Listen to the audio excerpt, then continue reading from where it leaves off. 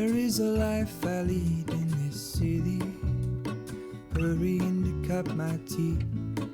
I can take what I need to get by. It doesn't make it easy. The other piece of my heart moves slow, somewhere in the great unknown. When I return from the afterglow, will you carry me like I am whole again? Wait, hold on, put me together, take me back where I belong. I want it all. I had a feeling, but the feeling is all gone. Wait, hold on, put me together, take me back where I belong. I want it all. I had a feeling, but the feeling is all gone.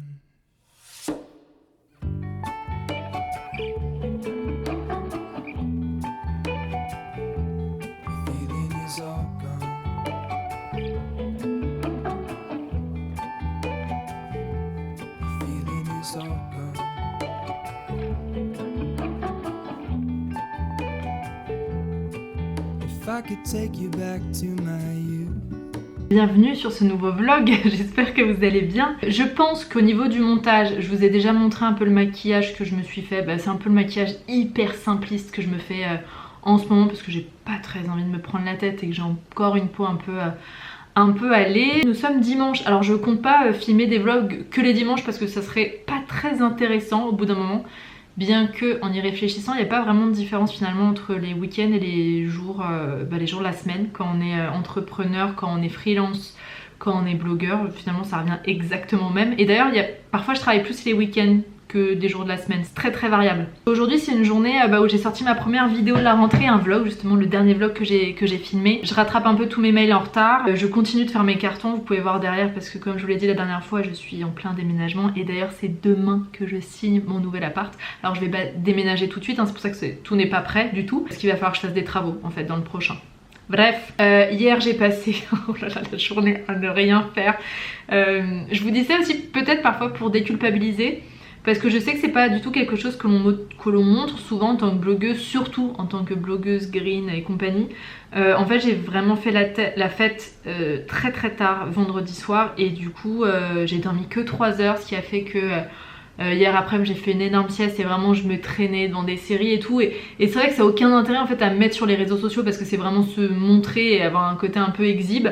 Que je trouve pas hyper sain et ce qui moi me correspond pas trop, et en même temps si je vous montre pas ça, ça vous donne un quotidien qui est totalement faussé si je vous montre que les journées où je suis active, vous voyez. Donc tout ça pour vous dire que croyez-moi il y a des journées où je fais que dormir, où j'ai envie de rien faire, ou bref, des journées comme tout le monde en fait. Et alors vendredi ça a été une journée plutôt sympa parce que j'ai passé pas mal de temps dehors avec des rendez-vous. Vous voyez au niveau organisation, jusqu'à maintenant j'avais plutôt l'habitude de me faire un rendez-vous par jour, mais finalement je me suis rendu compte que ça me coupait pas mal dans mon rythme de travail parce que j'habite pas dans Paris même, et du coup le moindre de mes déplacements quand même ça me fait 1 heure, 1 heure et demie de transport aller-retour. Ouais, généralement je mets 40 minutes pour aller dans le centre de Paris, donc le temps de faire mon rendez-vous et ensuite de revenir.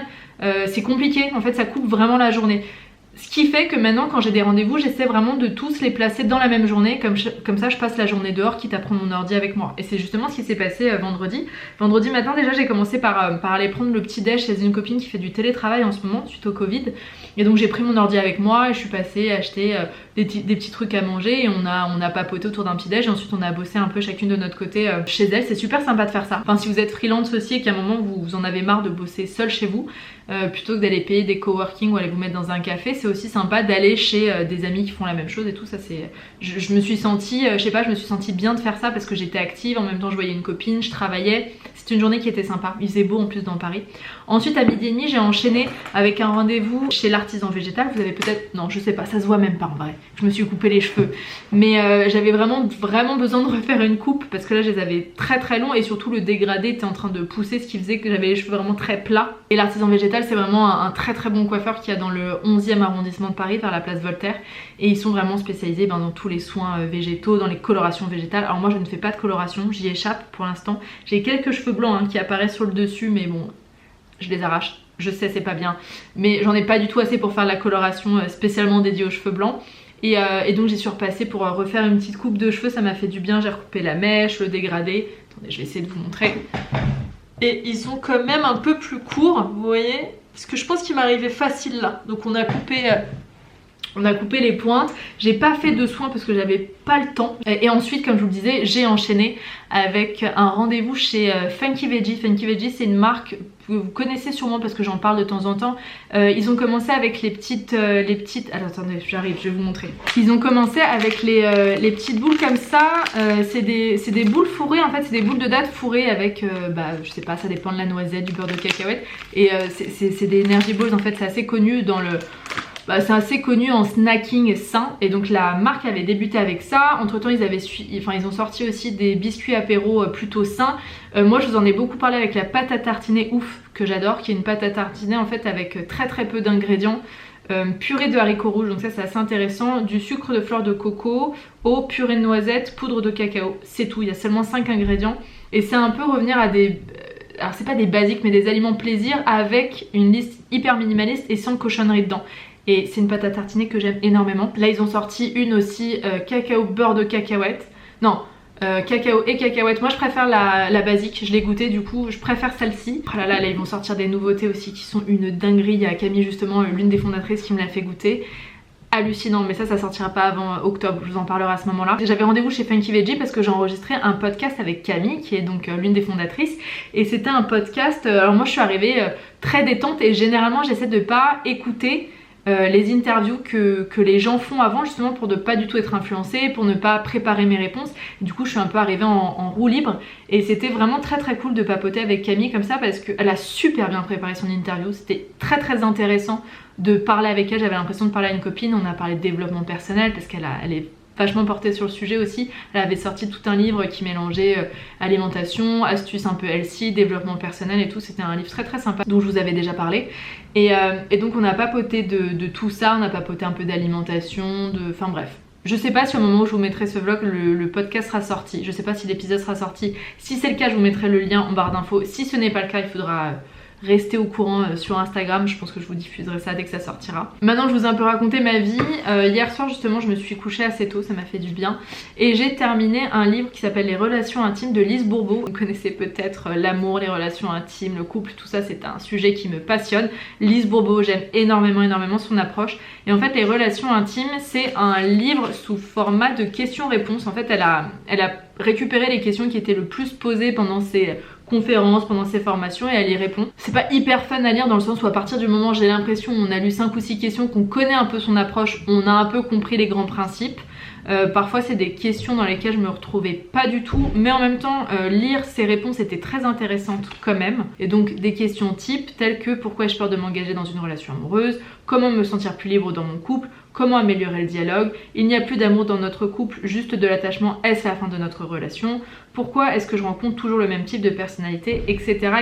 Et ce que j'avais envie de vous partager, c'était les derniers points justement. En fait, Lise Bourbeau, elle utilise beaucoup la théorie du miroir. Et alors ça c'est quelque chose qu'on entend énormément dans le développement personnel et en même temps il faut faire aussi attention à ça, il y a une dérive avec ça. Donc justement, alors attendez. Vous avez sûrement constaté que la notion du miroir est souvent revenue dans mes réponses. Je suis profondément convaincue du bien fondé de cette théorie et je ne cesse de voir les résultats extraordinaires qu'elle apporte à qui veut bien s'en servir. En fait, dans beaucoup des questions, donc par exemple si quelqu'un pose la question, par exemple la personne avec qui je suis est très dépendant, donc ou est alcoolique ou est très dépendant de la cigarette ou du jeu ou est très dépendante à moi, qu'est-ce que je peux faire, etc. Souvent Lise Bourbeau répond si vous trouvez qu'il est dépendant, c'est qu'il y a une facette de vous qui l'est aussi. Vous êtes forcément dépendant ou dépendante à quelque chose, à vous d'aller voir aussi en vous. Et généralement lorsqu'on reproche quelque chose ou alors même dans le positif quand on aime énormément quelque chose chez quelqu'un, c'est que ça reflète une partie de nous. C'est que mine de rien ça vient dire quelque chose de nous, on a une part de nous qui est un peu pareille, que peut-être qu'on n'a pas accepté. Enfin bref, il y a plein de choses autour de la théorie du miroir, c'est ça. Afin de mieux accepter cette théorie, nous devons en premier lieu accepter que nous soyons formés de centaines de personnalités différentes. Ces dernières ont été créées par la dimension mentale de l'être humain. Chaque croyance que nous avons intégrée depuis notre plus jeune âge a contribué à créer ces personnalités. Nous devons donc en assumer l'entière responsabilité. Plutôt que de nous identifier à elles, nous devons arriver à être nous-mêmes, reprendre contact avec notre véritable essence, Dieu, donc notre Dieu intérieur, c'est ce qu'elle dit souvent. C'est la raison pour laquelle nous revenons sans cesse sur cette planète. Le meilleur moyen d'être, c'est de vivre notre moment présent dans l'amour, c'est-à-dire d'accepter tout ce que nous vivons, tout ce que nous sommes dans l'instant présent. Voilà pourquoi il est si urgent de devenir conscient et d'accepter ces différentes personnalités que nous avons créées. Nous devons leur donner le droit d'être là pour le moment, et quand elles ne nous seront plus utiles, elles disparaîtront graduellement.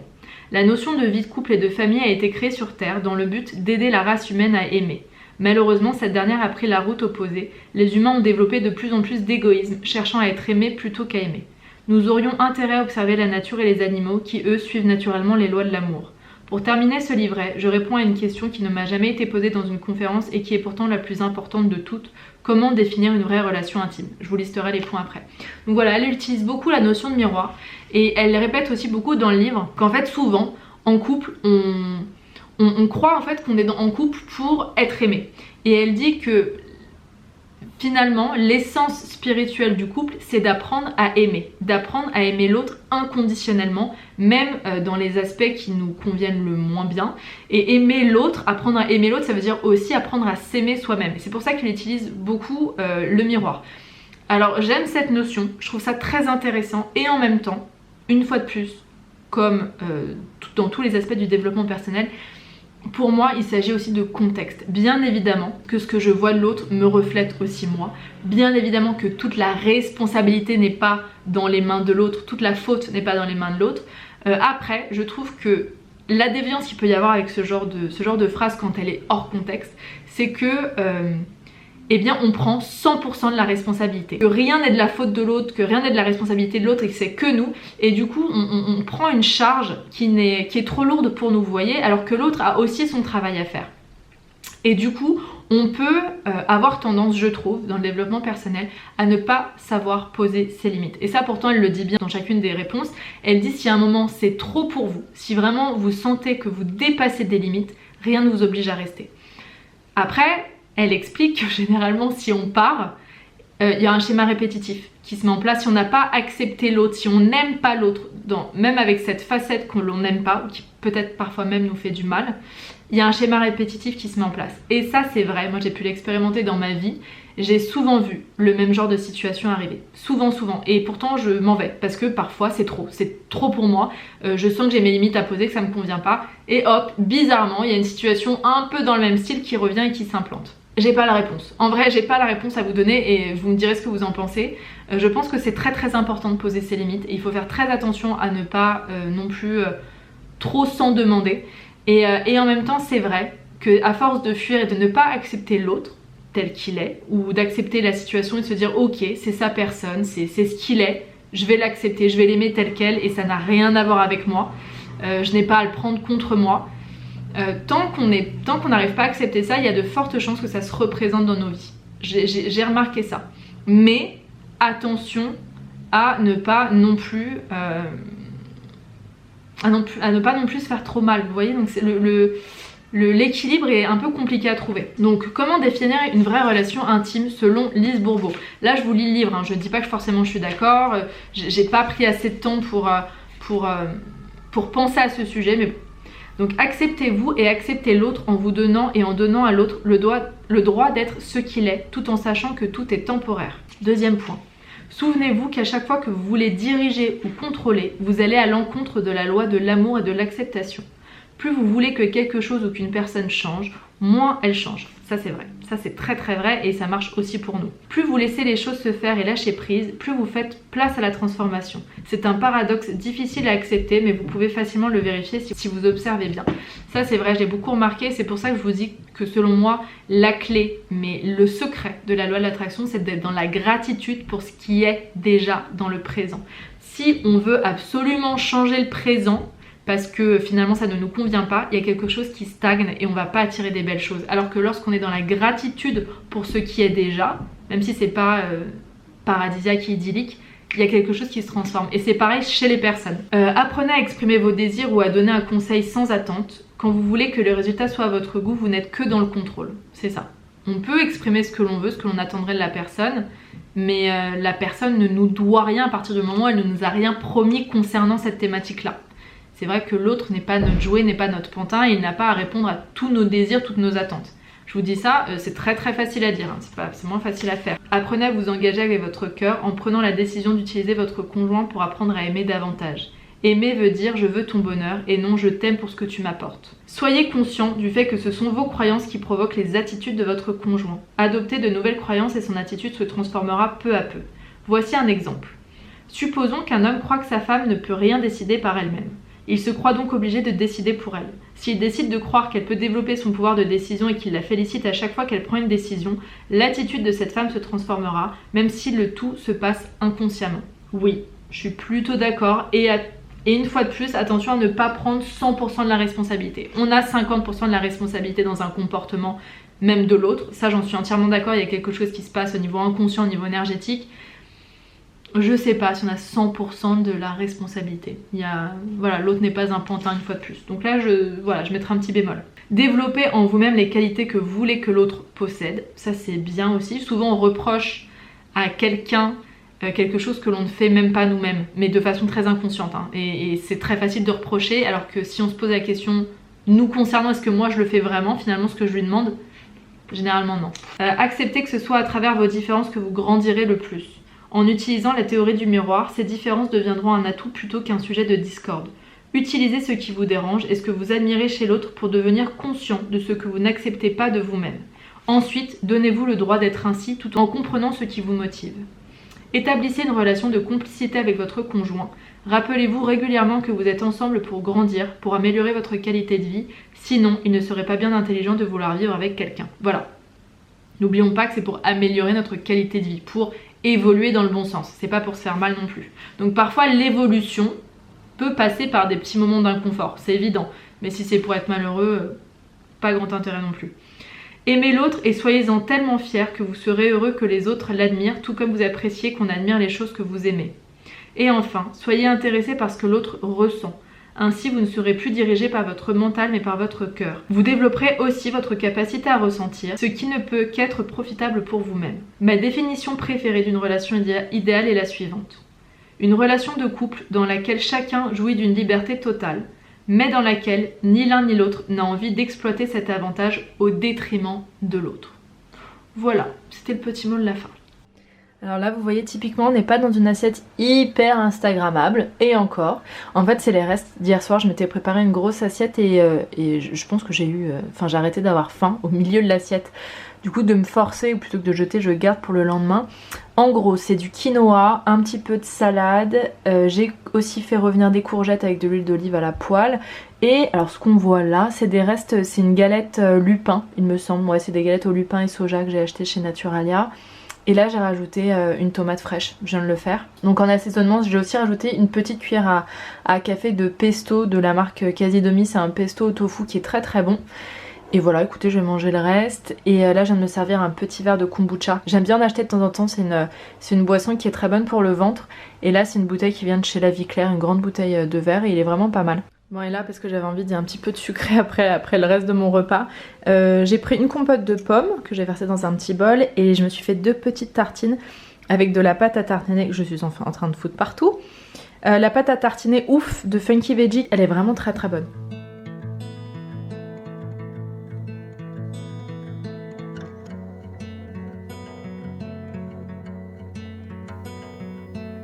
Call me out, tiger. Call me out, why don't you love?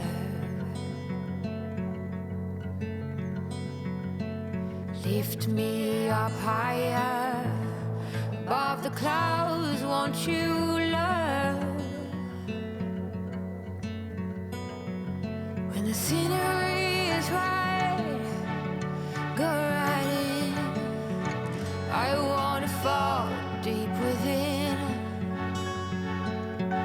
Don't leave me hanging just 'cause I'm too proud.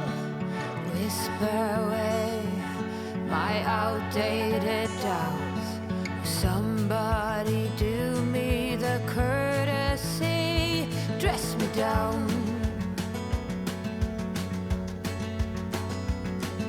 I'm not that old yet I'm far too young to not stand my ground. My ways are mine and I don't wanna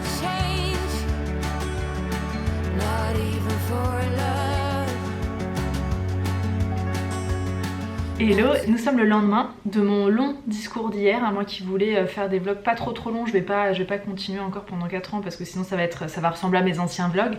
Aujourd'hui nous sommes lundi, c'est une journée importante pour moi parce que écoutez, je signe pour mon nouvel appartement. C'est quelque chose d'important quand même dans une vie d'acheter son premier appart et voilà, ça a été très spécial parce que tout s'est fait pendant la période Covid. En fait j'ai visité l'appart le week-end d'avant confinement et ensuite tout s'est fait à distance. La promesse de vente, là je vais même signer pareil à distance, rien ne va se faire en réel, donc c'est très bizarre parce que du coup je ne conscientise pas du tout ce que je suis en train de faire, je conscientise pas du tout le fait que je suis en train d'acheter mon premier appart. C'est assez étrange, j'ai hâte quand même de... Enfin moi j'adore déménager, j'adore décorer et m'installer quelque part, c'est ma passion et donc déménager c'est quelque chose que j'ai beaucoup fait dans ma vie et là de me remettre dans un nouvel espace, de réaménager un nouvel espace, un nouveau cocon, de faire les travaux un peu à ma façon, c'est... j'ai hâte. Ça a été assez compliqué pour moi parce que je pense pas que je vous en parlerai parce que pour le coup j'ai pas d'astuce particulière. J'ai un statut d'auto-entrepreneur et les banques n'aiment pas ça du tout quand il s'agit d'acheter pour tout ce qui est crédit et tout, donc ça a été vraiment galère. Moi j'ai pris un courtier et franchement c'est grâce à lui que j'ai eu le crédit parce que toutes les banques refusaient.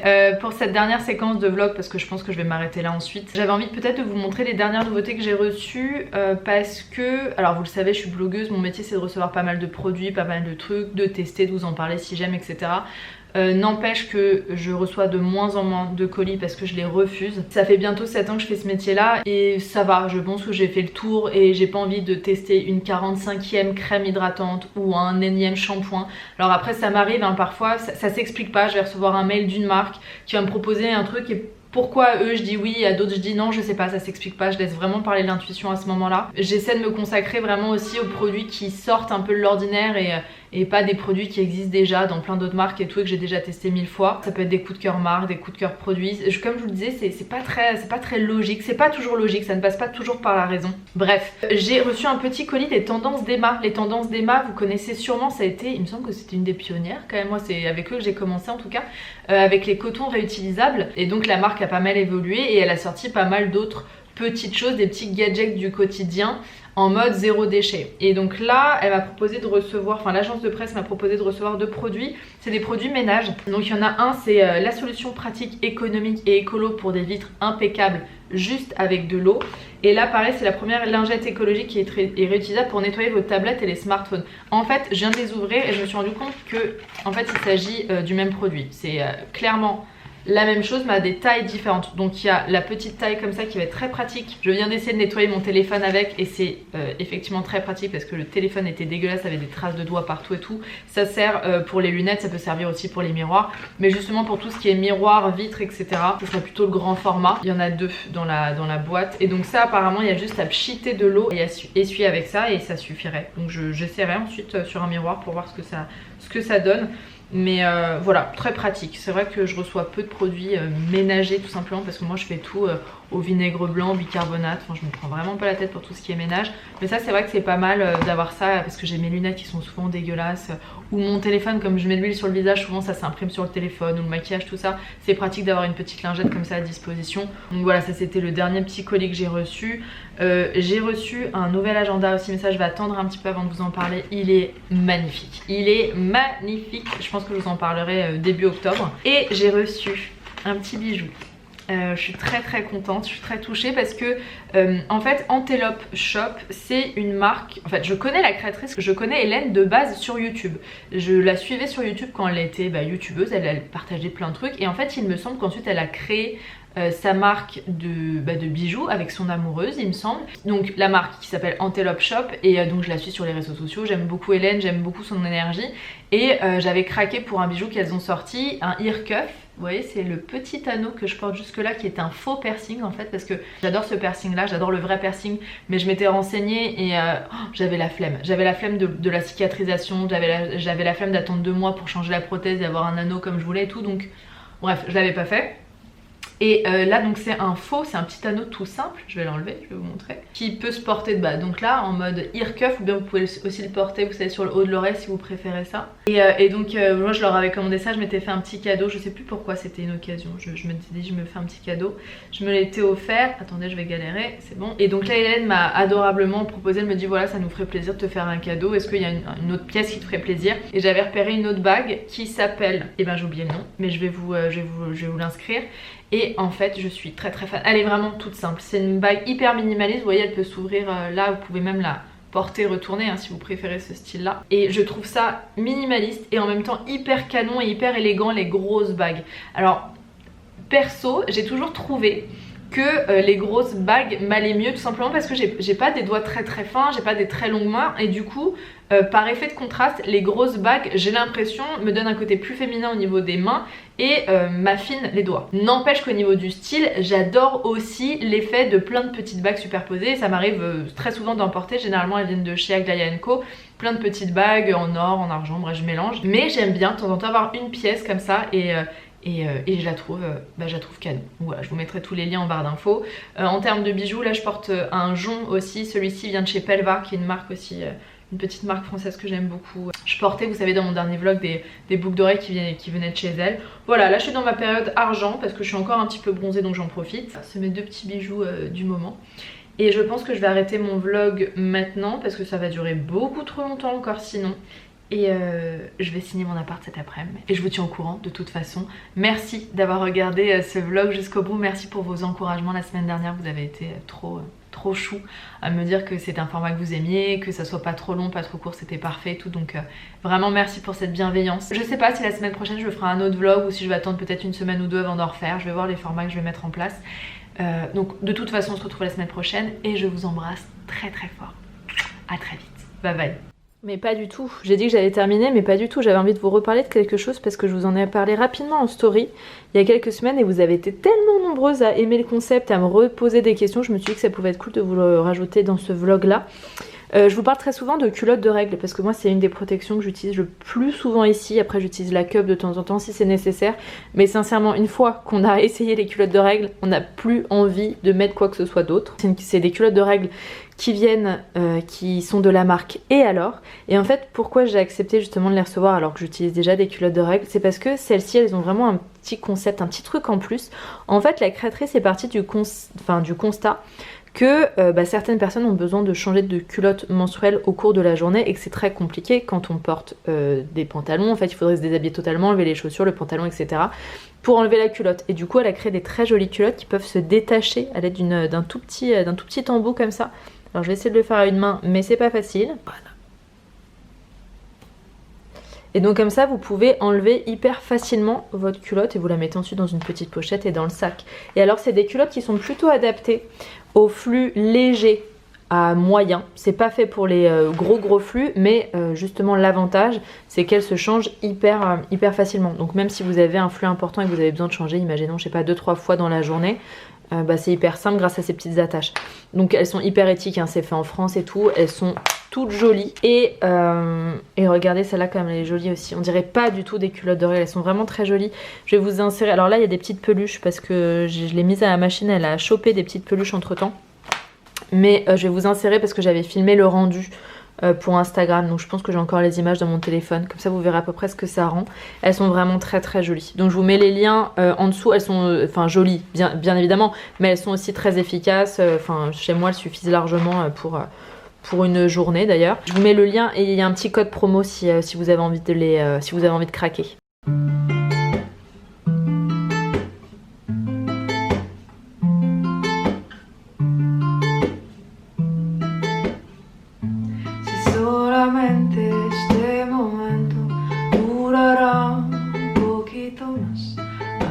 Eterno lo pasajero, besaría tu cuerpo entero. Si solamente este momento durará un poquito más, haría eterno lo pasajero. Nunca olvidaré tus piernas en el espejo de techo, motel barato de poca clase, con parqueadero un poquito poquito estrecho. Mi última hora en Bogotá fue una cosa muy mágica. Qué rica decías tú, qué rico pensaba yo.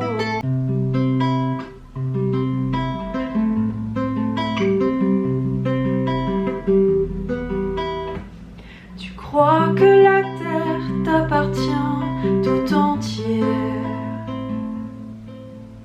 Pour toi ce n'est qu'un tapis de poussière. Moi je sais que la pierre, l'oiseau et les fleurs ont une vie, ont un esprit et un cœur. Pour toi l'étranger ne porte le nom d'homme que s'il te ressemble et pense à ta façon. Mais en marchant dans ses pas, tu te questionnes. Es-tu sûr au fond de toi d'avoir raison?